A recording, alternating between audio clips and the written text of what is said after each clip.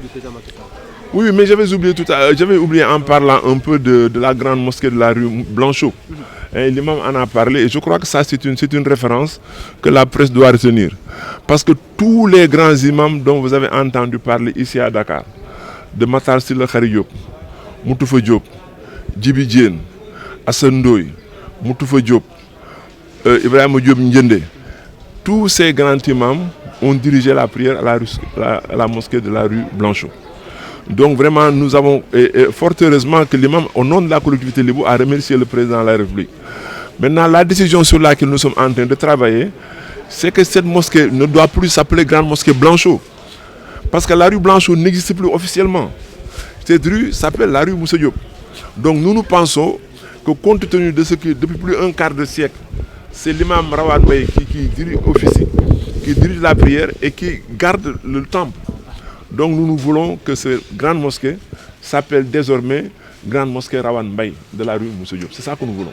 Alors sur les autres plans, pour ce que l'imam a dit, je crois que son sermon couvre l'ensemble de ce qui doit être des recommandations fortes à l'endroit des chefs de famille, à l'endroit des chefs de groupement, à l'endroit de tout ce qui dirige un segment de la société sénégalaise. D'abord la solidarité, parce que la solidarité a pour effet justement de dissiper les frustrations, de dissiper les méchancetés et de dissiper l'envie. Lorsque ceux qui sont nantis aident ceux qui sont moins nantis, ça a tendance à créer une atmosphère de stabilité autour des familles.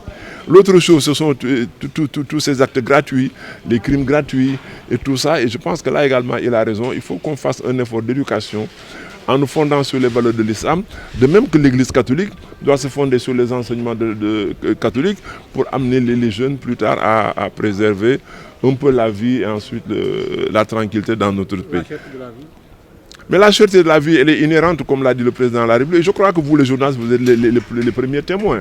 Bon, quand on cumule les effets qui ne sont pas encore dissipés de la Covid, bon, qui impactent le fret maritime, ajouté à la crise à l'Ukraine, entre l'Ukraine et la Russie, qui a pour conséquence la réduction de production de céréales.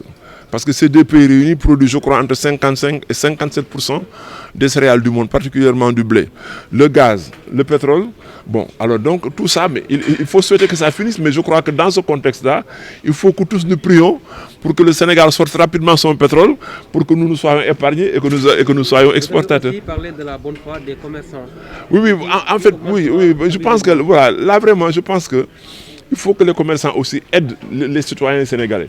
Parce que quand on dit que le panier de la ménagère coûte cher, c'est vrai.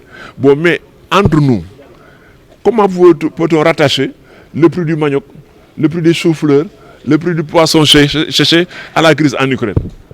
Mais chacun tire prétexte d'augmentation du pétrole pour augmenter les prix des jahatou et tout. C'est pas normal.